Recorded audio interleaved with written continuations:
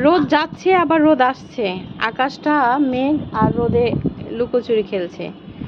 তবে খুব বাতাস, ভালো লাগছে। জংলি ফুল মনে হচ্ছে। এটা কি গাছ জানি না, কেউ জানলে অবশ্যই কমেন্ট করে জানাবেন। খুব বাতাস।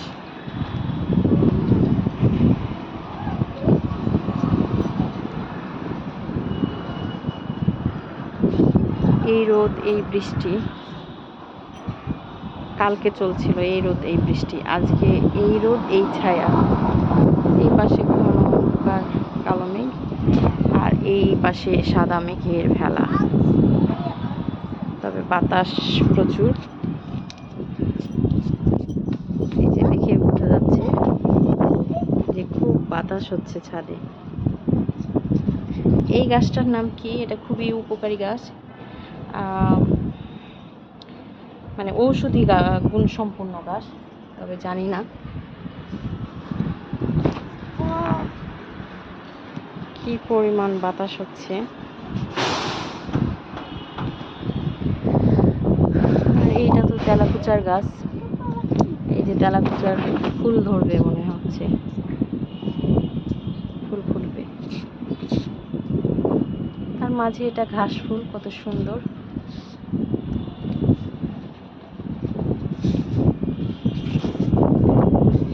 এটা পুদিনা গাছ, পুদিনা পাতা।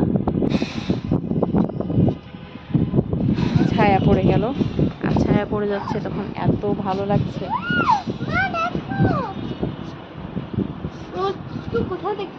রোদ চলে গেল, রোদটাকে সূর্যটাকে আপাতত মেঘে ঢেকে নিয়েছে।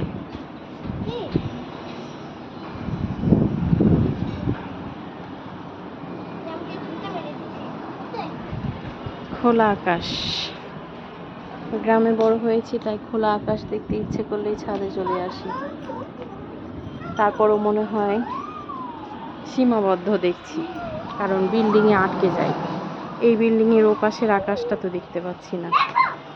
আর গ্রামে গেলে যত দূর যাই দেখি যে খোলা আকাশ, অনেক দূরে দেখি গাছপালাতে আকাশটা যেন ঝুলে গেছে, গাছের ওপর ভর করে আছে।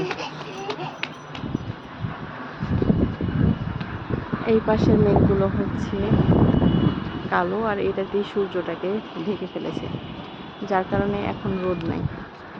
প্রচুর রোদ সকাল থেকে, তবে বাতাস হচ্ছে, বাতাসের কারণে ভালো লাগছে রোদ হলেও। তো সবাই ভালো থাকবেন, সুস্থ থাকবেন। আল্লাহ হাফেজ।